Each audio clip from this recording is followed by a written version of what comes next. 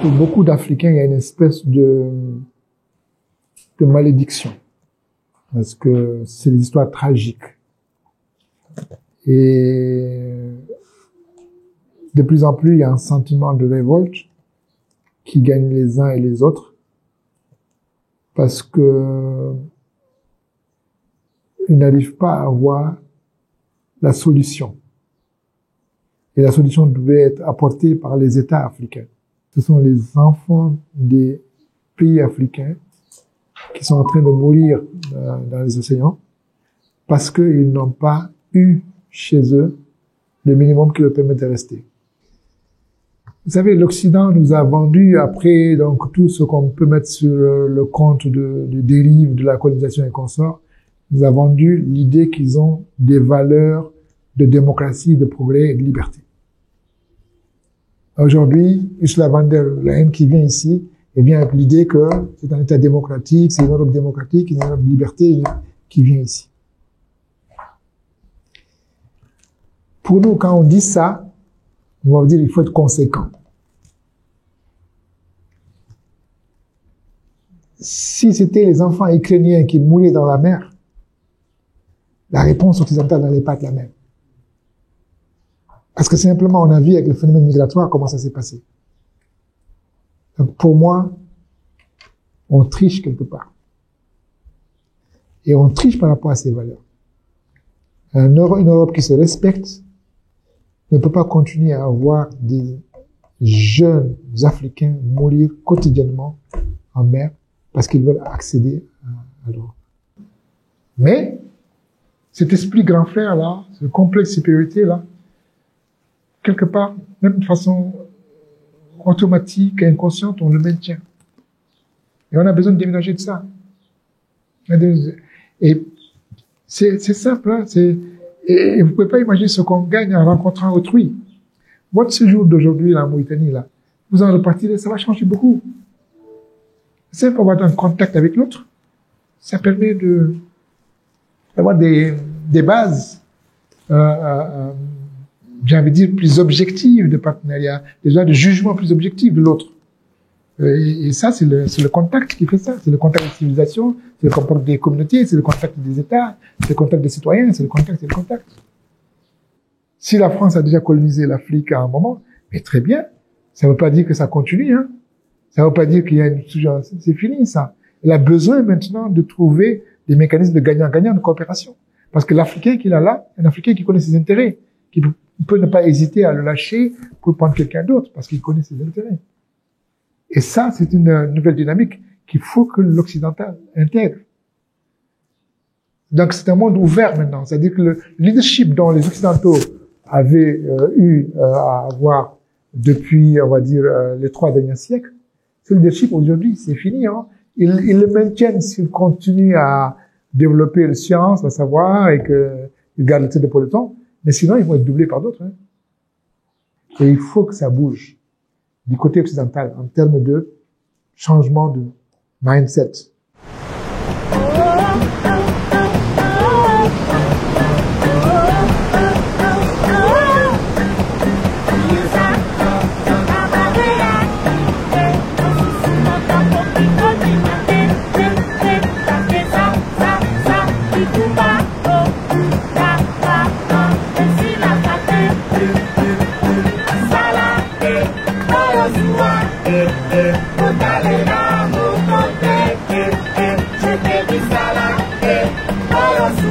Parce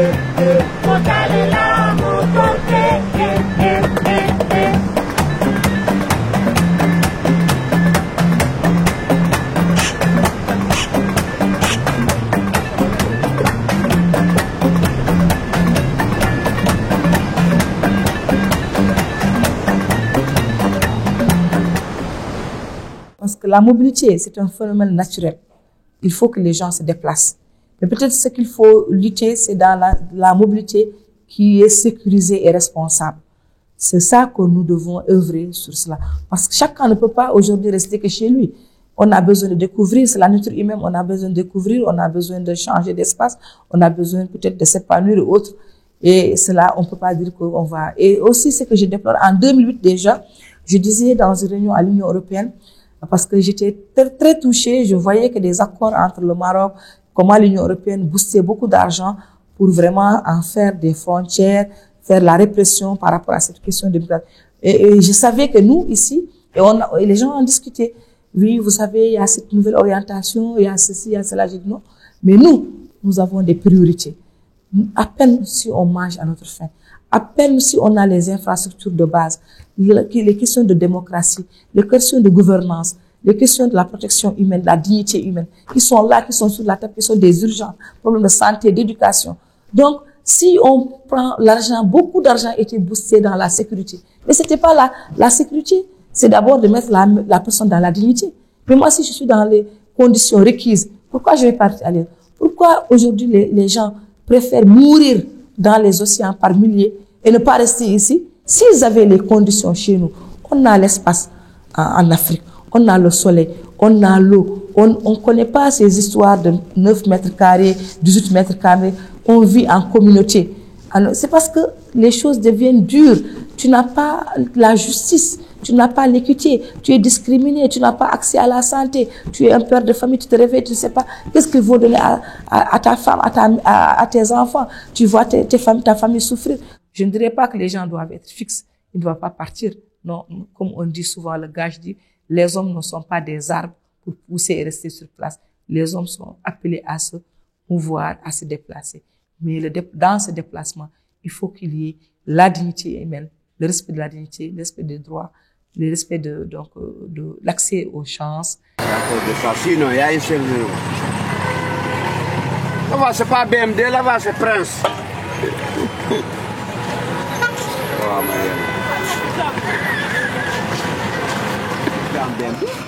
Je te dis, on est en BMD à faire. N'est-ce pas? 50 en plus, c'est bon.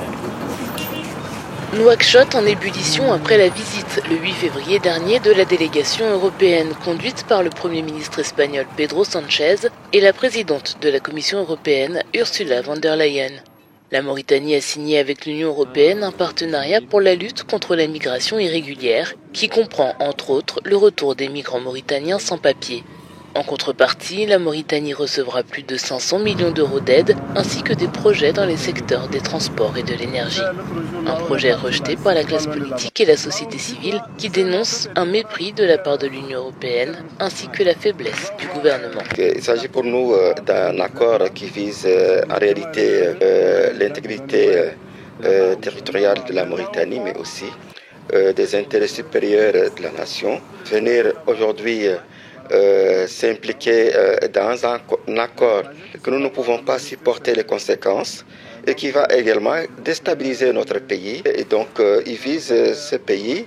Pourquoi? Parce qu'ils pensent que c'est un pays fragile, un pays où on peut imposer certaines politiques, certaines visions par rapport à leurs intérêts.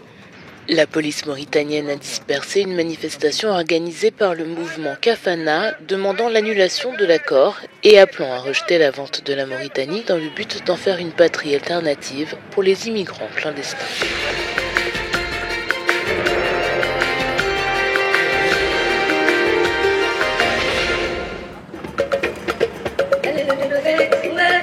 Cap sur la Mauritanie, 4 millions d'habitants dans un territoire de presque 2 fois la France. Le pays d'Afrique de l'Ouest compte sur ses richesses naturelles pour booster sa croissance. Elle se cache dans ses terres désertiques et dans l'océan Atlantique.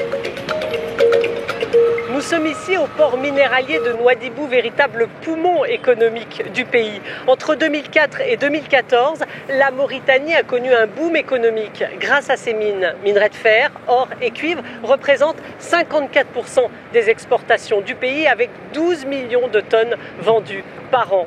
Mais en 2014, la Mauritanie a dû faire face à une chute spectaculaire des cours des minerais. L'autre richesse du pays, c'est la pêche. Elle représente 45% des exportations de la Mauritanie.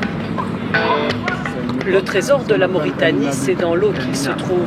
Le pays est l'un des mieux dotés au monde sur le plan des ressources halieutiques. Le long des 700 km de côte, près de 600 espèces de poissons répertoriées, plus de 200 peuvent être commercialisés. Le Hawam décharge sa cargaison qui prendra dans ce camion réfrigéré la direction de l'Espagne, premier importateur de pêche mauritanienne. Après Nouadhibou, cap sur Nouakchott, la capitale du pays, pour découvrir l'autre visage de la Mauritanie qui a investi dans les énergies renouvelables, solaires et... Moi j'accuse le monde entier. J'accuse le monde entier. Et envoyé le casque. Dans les autres conflits, ils envoyaient des casques. Imagine envoyer 1000 soldats.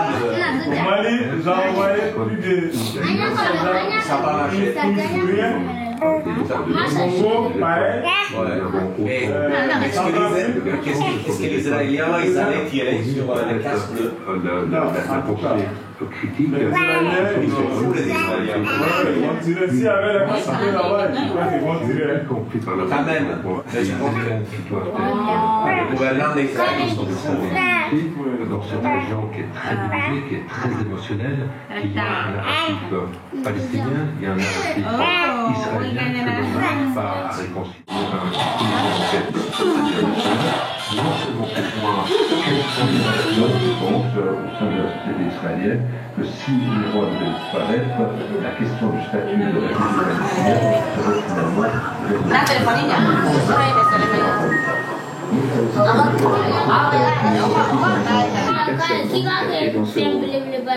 Il y a 3-4 fois par semaine, donc un peu...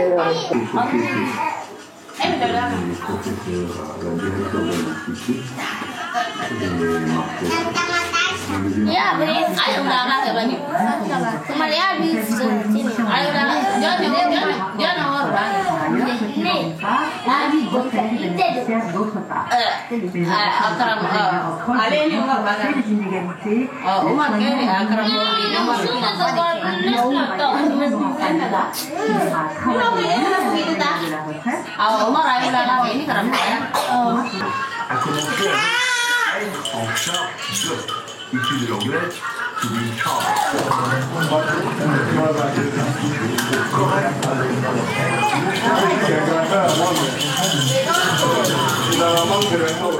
C'est l'aventure.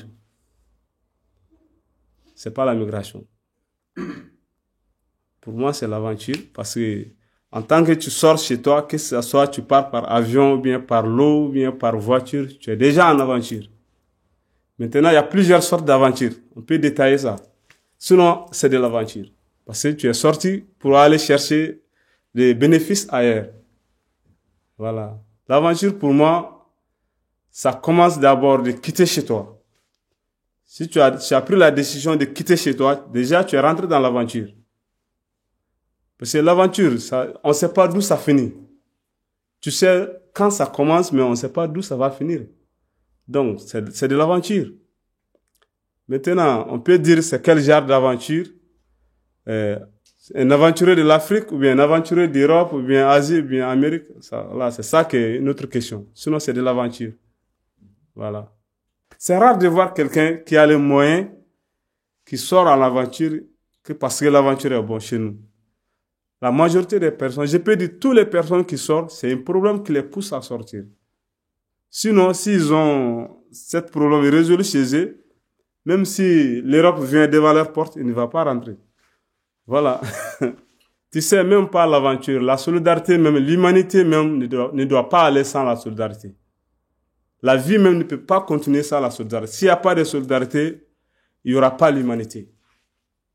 il faut voir, il faut remarquer, n'importe quel pays dans le monde que la solidarité est base, cet pays, il y aura toujours de grands problèmes. La vie même ne peut pas aller sans la solidarité. C'est Dieu même a créé les gens comme ça. Il a créé la terre, les cieux, même les oiseaux font la solidarité. Oui, les êtres humains, les animaux, tout le monde font la solidarité. S'il n'y a pas de solidarité, comment vous allez vivre ensemble? Tu sais, il y a un proverbe qui dit, l'homme propose, c'est Dieu qui décide. Tout le monde a un projet, tout le monde veut avoir réussir. Mais la réussite, ça provient de Dieu. C'est Dieu qui réussit quelqu'un. Mais il y a beaucoup de choses qui dépendent de soi-même. En tout cas, nous, on veut réussir. Mon projet, c'est réussir. Bon, la réussite, ça dépend. Si tu n'as pas d'argent, pour réussir en Afrique, c'est pas facile. Pour réussir, il faut avoir un job ou bien quelque chose qui peut te réussir. Mais tout cela, ça dépend des moyens. Bon, réussir aussi, il y a un autre facteur, il y a une autre façon de réussir. Par exemple, si tu te déplaces pour aller dans un autre pays comme l'Europe, tu peux avoir la chance de réussir là-bas. Tu peux avoir des gens qui peuvent t'aider là-bas. Mais mon projet personnel qui est avec moi, si je trouve l'argent, que je vais le faire, c'est la tradition de mes pères, l'élevage, le jardinage, faire les gros jardins, faire le forage dans mon village. Même si je trouve l'argent aujourd'hui, mes frères sont là-bas, et on a assez d'espace de terre, on peut faire le forage, des gros jardins, ça marche beaucoup chez nous là-bas. Mais tout ça, ça ne peut pas aller sans l'argent.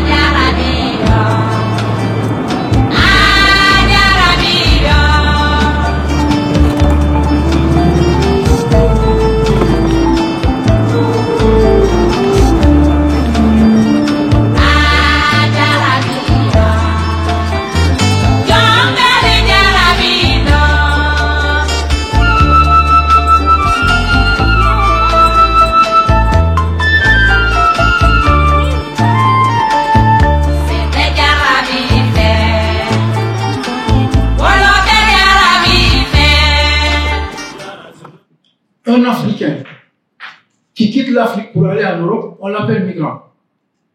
C'est une réalité. Mais l'Européen qui quitte l'Europe pour venir en Afrique, investir et s'investir, on l'appelle expatrié. À quoi est due cette anormalité? Et quand vous parlez de solidarité, c'est une autre forme de lutte pour une nouvelle humanisation de l'Européen en soi. Celui qui recueille par exemple des migrants sur les côtes italiennes, sur les côtes espagnoles, pour les amener chez eux, pour leur donner à manger, pour les protéger, il les assiste. Ce n'est pas de la solidarité en fait, il les assiste. Ce n'est pas de la solidarité. La majorité aujourd'hui de ceux qui migrent, ils migrent pour une amélioration de leurs conditions de vie. En parlant de conditions de vie, c'est d'abord conditions de vie matérielles. Point. Si aujourd'hui l'Européen vient en Afrique pour nous parler de solidarité, c'est parce qu'ils sont parvenus à implanter en Afrique cet égoïsme, cet égocentrisme qui est plutôt européen. En Afrique, on était beaucoup moins égocentrique. On vivait en communauté. c'était la fraternité. J'ai quitté mon Sénégal natal, je viens en Mauritanie. Michel Sall est un frère. Madame Salimata est ma sœur. Mais on ne dirait jamais l'étranger qui est là. Mais quand vous allez en Europe, il y a d'abord la différence de couleur de peau, il y a la différence de conception, il y a la différence culturelle. Et pour preuve, ils font du bon travail. Ça, il faut le reconnaître, M. Lucas.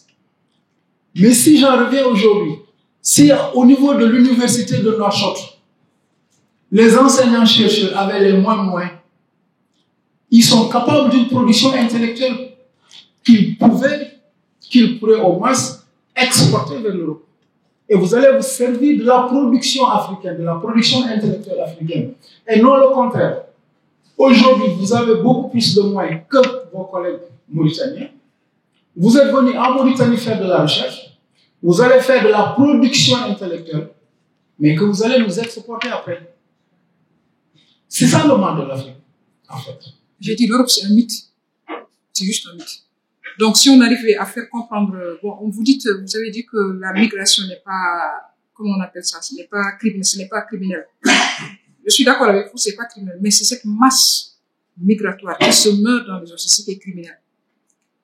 Et je pense qu'on a beaucoup d'opportunités. Si on a beaucoup d'opportunités par exemple, je parle de il y a tellement d'opportunités.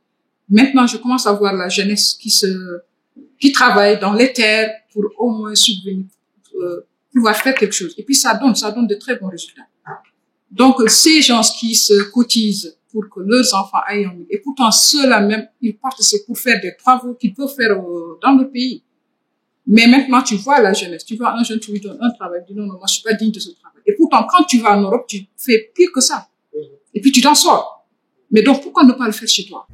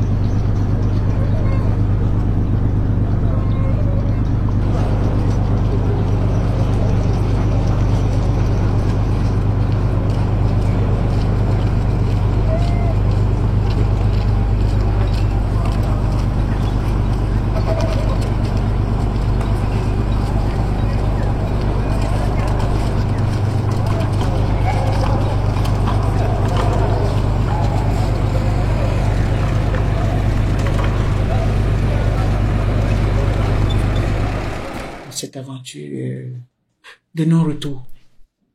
Pour c'est un non-retour. Bon, quand je dis c'est un non-retour, il y a plusieurs qui meurent. Et ceux qui arrivent, certains, est-ce que arriver en Europe, est-ce que c'est la réussite? Non. Est-ce que c'est la réussite? Je sais pas. Je me dis, il y a quand même certains qui réussissent, mais c'est pas la majorité. Moi, j'aimerais que si vous, par exemple, le cinéaste, vous essayez de montrer la réalité de la vie du migrant en Europe. On cache ces réalités parce qu'il y a les réseaux sociaux qui trompent les enfants. Il faut montrer aux gens les dangers que les gens doivent courir pour aller en mer. Il faut montrer les accidents de la mer, comment les gens meurent. Mais il faut montrer aussi la réalité des risques, de la réalité de vie du migrant qui n'a pas de papier en Europe. Parce que tu n'es pas seulement clandestin parce que tu pars. Tu es clandestin encore quand tu es arrivé. Pour combien de temps, on ne sait jamais. Donc, il y a des potentialités en Afrique. Il y a une façon de faire une migration propre. Si je sais que je vais envoyer ma fille qui va aller rentrer dans les réseaux de prostitution et m'envoyer de l'argent en Afrique, est-ce que je serai fier? Est-ce que celle qui est à côté de moi peut me dire que non, comme ton enfant est parti, il faut que mon enfant doit partir? Si on essaie de montrer la vulnérabilité vraie, si on cache la vulnérabilité, c'est que vous encouragez vous-même aussi l'aventure. Parce qu'il y a les gens qui arrivent, ils sont dans les grosses voitures, ils sont ici. Qu'est-ce qu'ils ont fait en Europe pour trouver cet argent? Les réseaux des mafieux, ils sont là, ils vendent la drogue. Les réseaux de prostitution, on utilise la femme n'importe comment pour qu'elle doit envoyer l'argent, envoyer les voitures en Afrique. Il faut montrer cette vulnérabilité aux parents qui s'engagent que moi, mon enfant doit aller en Europe.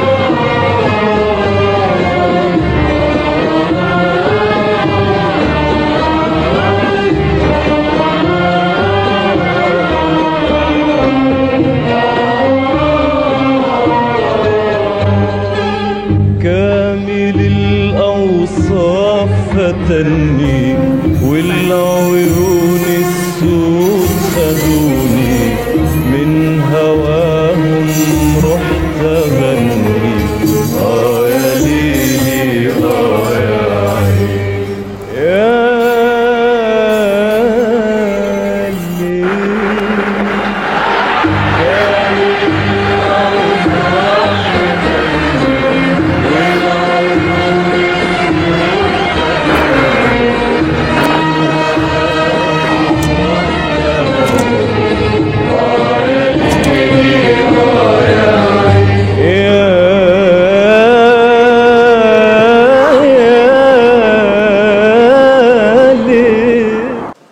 dans l'idée que le film ne reflète pas vraiment la réalité de l'immigration, parce qu'il y a des choses qui sont pires que ce que nous avons ici dans le film, que ce que nous avons vu dans le film, parce qu'il y a des gens qui se sont transformés en cannibales dans les pirogues.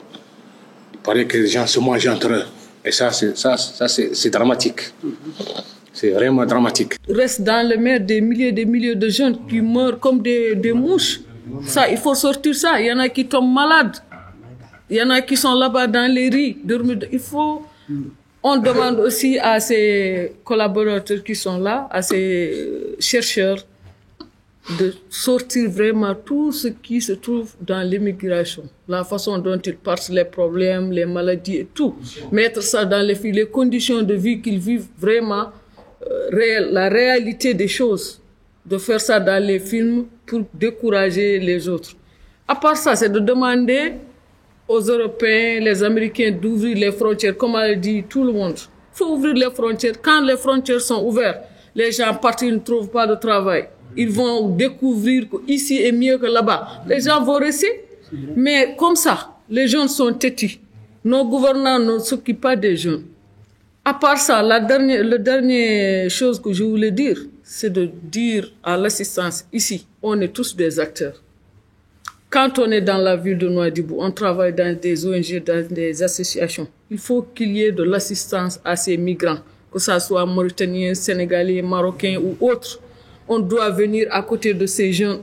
Quand ils sont là, ils viennent du Sénégal, comme sont partis nos parents de Sénégalais. Il y a des jeunes qui sont là. Il faut les accueillir dans les familles. Il faut venir auprès d'eux. Il faut les former. Mais je suis contre l'ouverture des frontières.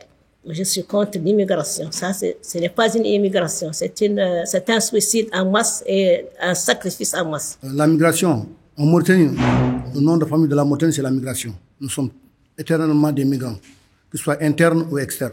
Le Mauritanien est migrant.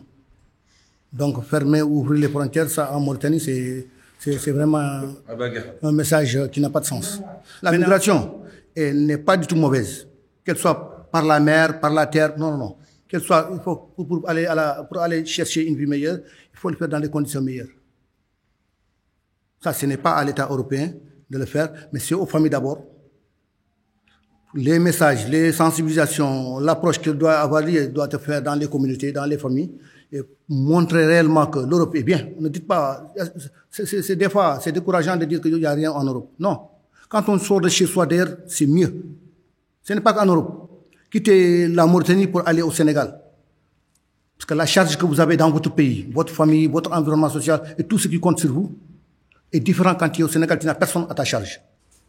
Allez nettoyer les toilettes qui sont en Europe, ce que je n'ose pas faire dans mon pays, est mieux qu'être cadre dans mon pays. Pourquoi? Parce que le salaire n'est pas le même. Ne confondons pas les choses. Appelez les choses telles qu'elles sont.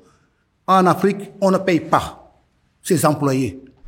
On a produit de la richesse commune en mettant ensemble nos idées et nos regards. D'un côté, il y a le droit à rester et de l'autre côté, il y a le droit à la partir, le droit à la mobilité.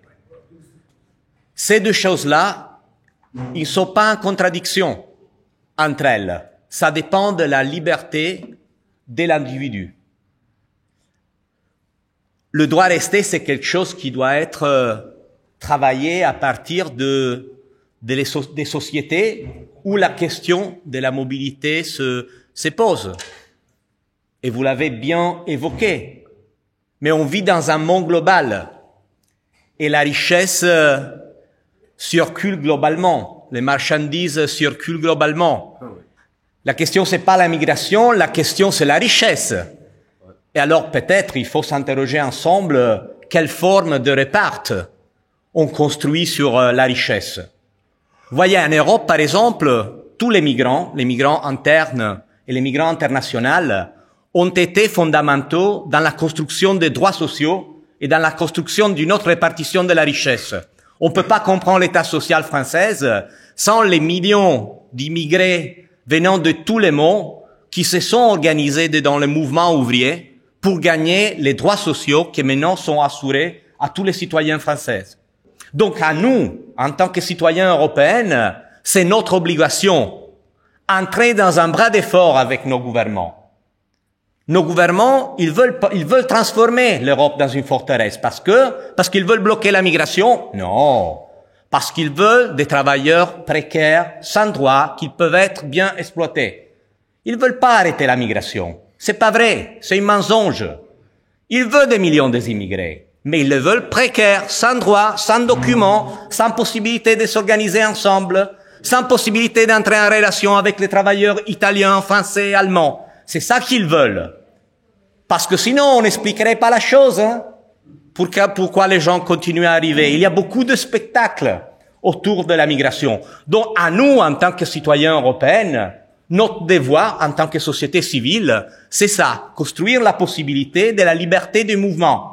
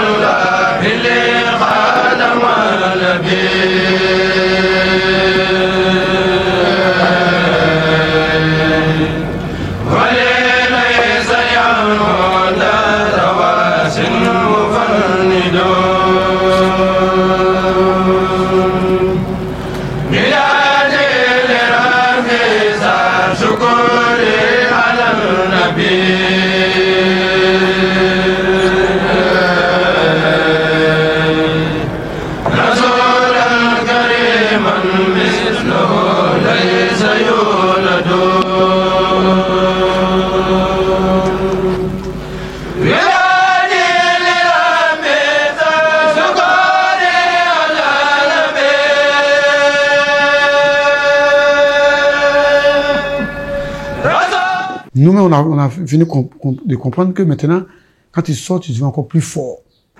Parce que je prends un exemple. Moi, je suis venu en Mauritanie, on me dit de faire plonge. Par exemple, laver assiette, comme il a dit.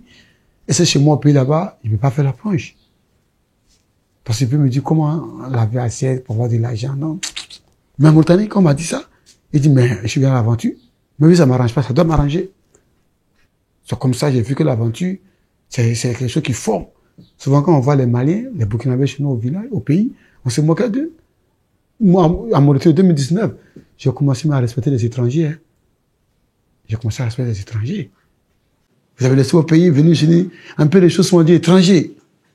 On s'appelait étrangers. Quand moi, on m'appelait étranger, j'ai vu que ce mot-là, c'est énervant. Il dit, ah, donc les Burkinabés avaient raison, hein. Donc j'ai commencé à m'excuser auprès des étrangers qui étaient chez moi au village, faire l'amitié avec eux, puisqu'ils aussi les mêmes difficultés comme eux. Et donc j'ai vu que sortir aussi, aller à l'étranger, c'est quelque chose qui est très bon. Oui, pas forcément rester chez soi, tu peux ne pas t'en sortir là-bas. Hein. Oui, raison pour laquelle je me suis mis ici, et je vois que maintenant, ça, quand ils écoutent à mes amis, moi-même je les encourage de venir me rejoindre. Je les encourage aujourd'hui. Oui. Mais celui qui s'en sort là-bas, il n'encourage pas d'abandonner sa vie de venir ici.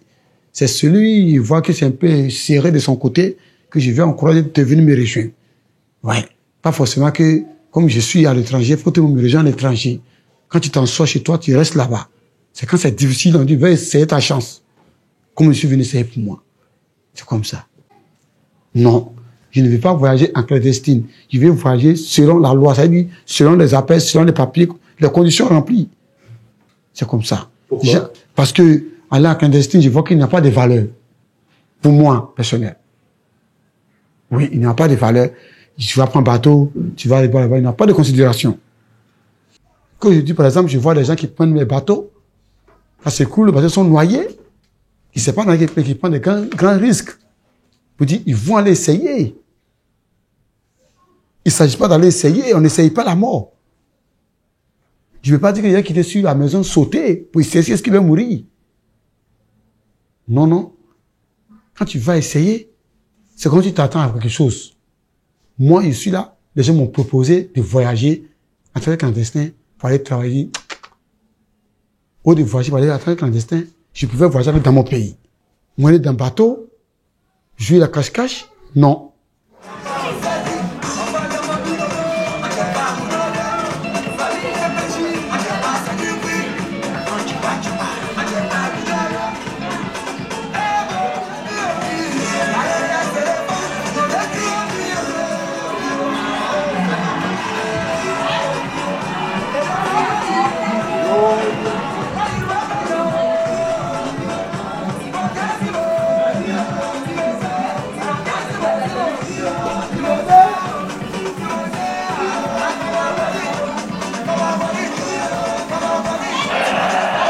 Nigeria qui donne le coup d'envoi de cette finale de la 34e Coupe d'Afrique des Nations.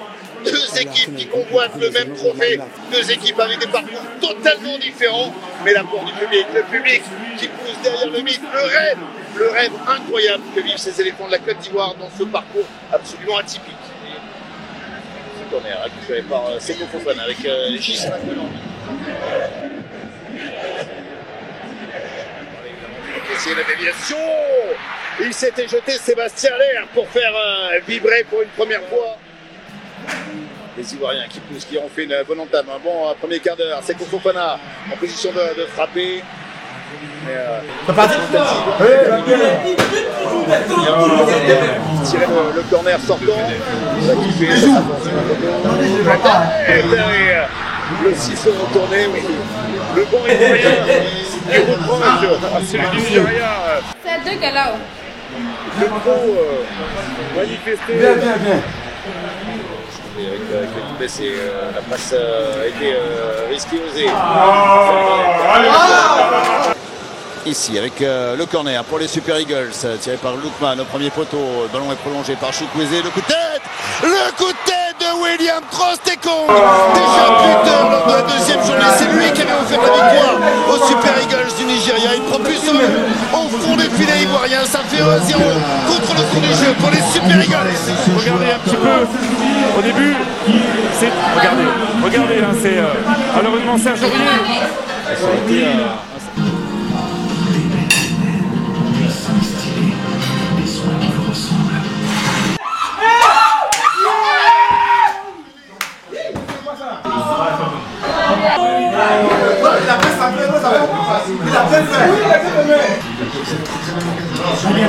L'égalisation, ça redonne de la voix au stade.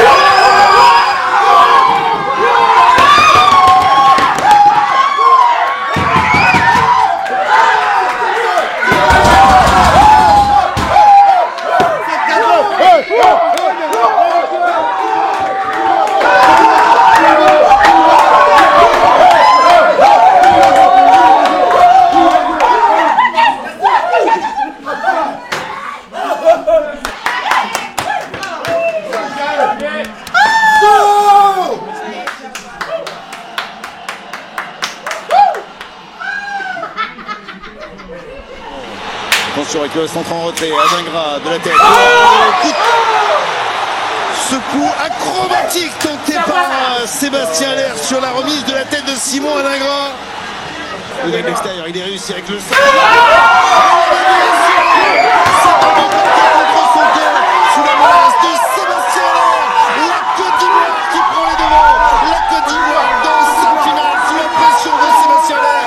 C'est William Troost-Ekong, je pense, qui peut même dire du pied de Sébastien Aller qui offre ce deuxième but aux Ivoiriens. C'est presque la semaine de l'avant du pied. Il a dénoncé devant Sébastien Aller, c'est pour ça qu'il est capable de devancer Troost-Ekong.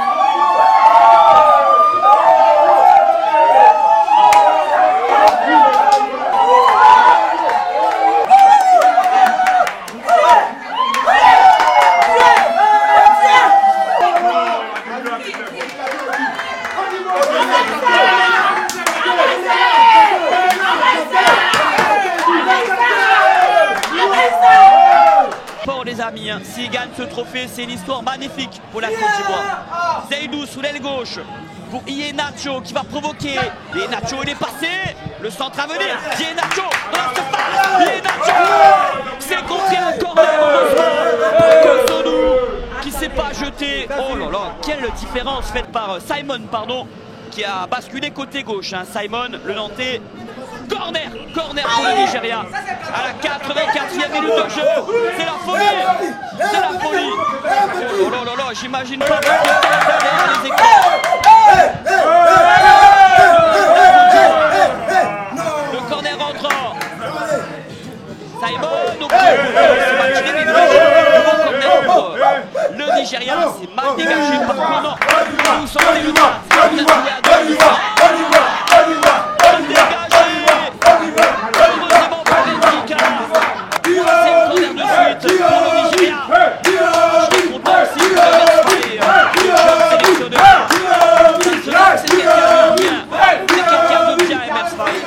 en direct. D'arrêter le jeu, le dégagement, et c'est terminé. C'est terminé. La Côte d'Ivoire est sacrée championne d'Afrique pour la 3e fois de son histoire.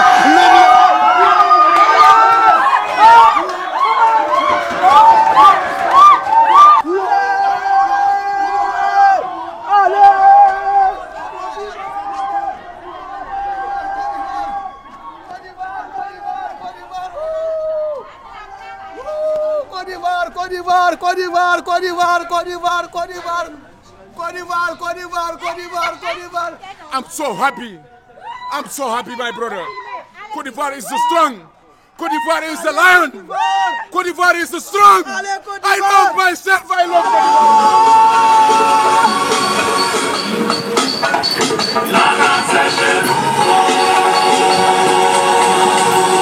C'est chez nous.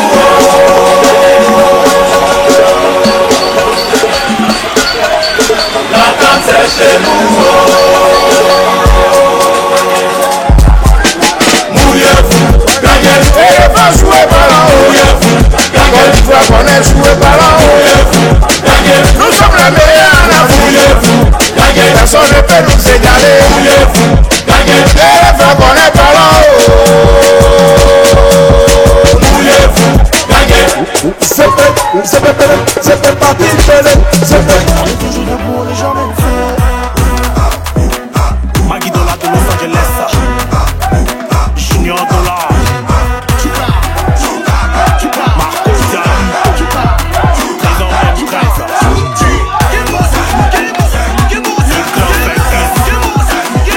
Mika Pérez, Serge Toali, Vino Ambassadeur.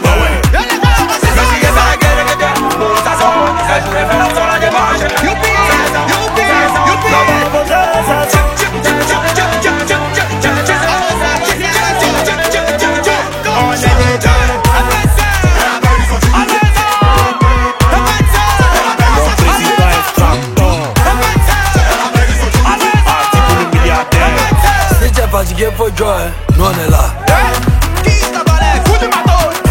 Et puis Fan André, descends coup du matos. Koloba, descends coup du marais. Coup du matos, Foupi Papillon.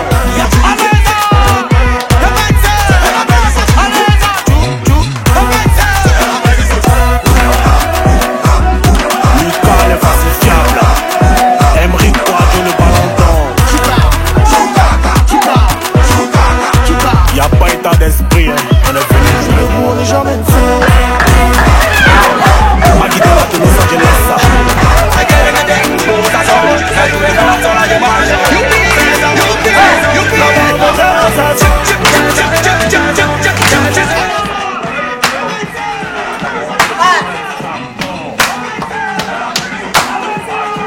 En fait, l'aventure, quand on dit l'aventure, ça veut dire que c'est une personne qui quitte chez lui pour partir. C'est ça, un aventurier. Et nous aussi, on est des personnes qui s'est connectées avec l'aventure parce que depuis notre descendant jusqu'à aujourd'hui, le monde n'a pas, le monde ça s'est créé et réalisé sur l'aventure parce que toute personne a le droit de se déplacer et chaque personne aussi a le droit aussi d'aller voir ce qui se passe ailleurs parce que c'est un droit fondamental. C'est ça qu'on demande quand on définit la liberté de circulation, c'est pour les aventuriers. Oui, moi je suis un aventurier et je suis toujours fier de le dire que je suis un aventurier parce que depuis ma base jusqu'à maintenant, j'aventure. Je suis un Sénégalais qui habite au Sénégal, qui réside au Sénégal, mais ça ne m'empêche pas aussi d'aller voir ailleurs. Je l'ai fait au Maroc. J'ai pu aussi avoir la chance peut-être de le faire en Europe ou bien de le faire dans les pays d'autres pays africains. Mais je ne suis pas mieux que les personnes qui meurent en mer. Je ne suis pas mieux que les personnes qui meurent dans le désert. La chance que moi j'ai eue, et c'est pourquoi pas ces personnes qui meurent, ils n'ont pas cette chance-là. C'est parce que l'Europe est en train de voir des personnes qu'eux, ils aimeraient recevoir et d'autres qui n'en veulent pas. Et c'est ça qui cause les gens qui meurent dans le désert ou bien dans l'océan Atlantique. Parce que maintenant, dans tous ces endroits-là que les gens passent, c'est maintenant des cimetières. La Méditerranée est un cimetière, l'océan Atlantique est un cimetière, le désert aussi est un cimetière. Et qui n'est vraiment pas normal. Ça, en fait, de créer ces cimetières-là, juste que d'empêcher les gens de venir. Et ça leur empêche même pas aussi d'y venir parce qu'il est dans leur sang. Ce droit-là, cette liberté de circulation-là, l'idée d'aller voir ailleurs, l'idée d'aller voyager, l'idée de voir ce qui se passe dans les autres mondes, faire une connexion avec les gens qui sont dans le nord, avec les gens qui sont dans le sud, ça, ce sont des choses qui sont dans leur peau. Et l'Europe, ou bien l'externalisation, ou bien la création de la sécurité dans les frontières, ou bien dans les mers, ça ne les empêche toujours pas d'aller voyager, ou bien d'aller s'aventurer. Les gens qui partent, ce sont des personnes déjà qui sont déjà mortes, qui sont déjà découragées dans leur vie, en disant que, mais comme on est ici, je suis un Sénégalais, ou bien je suis un Ivoirien, je suis un Camerounais, mais je suis chez moi, et je n'arrive pas à subvenir le besoin de moi et de ma famille, mais je suis déjà mort parce que nous au Sénégal on est des croyances. Ça veut dire qu'on a une solidarité dans notre famille, que dans une famille de 10 ou bien de 15 personnes, il y a une seule ou bien deux qui travaillent et qui portent aussi toute la charge de la famille. Ça veut dire que ça c'est une question de solidarité. Et c'est à cause même de ces trucs-là, quand ça arrive, la personne dit que je vais aller aussi voyager pour essayer de subvenir les besoins de ma famille. Parce que nous, on ne part pas seul, on ne part pas en Europe pour nous seuls. Si c'était nous seuls, on pouvait survivre dans nos pays d'origine, parce qu'avec toute la souffrance qu'on est en train de vaincre là-bas, il y a toujours aussi des gens qui sont en train de faire beaucoup d'efforts pour s'en sortir. Alors c'est pour cela que j'ai dit, toute personne, ou bien toute activiste, ou bien association, organisation, qui est en train de mettre une pression ou bien de dire les gens de ne pas partir, c'est parce que tu es complice ou bien tu reçois les fonds de l'Union européenne, parce que ça aussi fait partie de politique de l'Union européenne, en train de donner des organisations tous les moyens nécessaires pour leur dire de faire des formations, de créer des projets pour les jeunes pour ne pas partir, ou bien de donner au gouvernement de l'argent pour qu'ils puissent essayer de dissuader les gens, de leur décourager, pour qu'ils ne partent pas. Je pense que tous ce sont des complices. En fait, moi, c'est ce que je disais tout à l'heure, qui est que nous, l'Européen, nous doit beaucoup d'excuses. Parce que je dis toujours qu'on ne peut pas oublier, on peut pardonner, mais tu ne peux pas oublier. Durant la colonisation, durant l'esclavage, l'Europe a fait plus de 500 ans en Afrique. Et jusqu'à présent aussi, il y a une autre forme de colonisation et de l'esclavage que jusqu'à présent, on est en train de survivre. C'est pour cela que moi, je dis toujours que peut-être qu'on peut, peut-être qu'on peut oublier.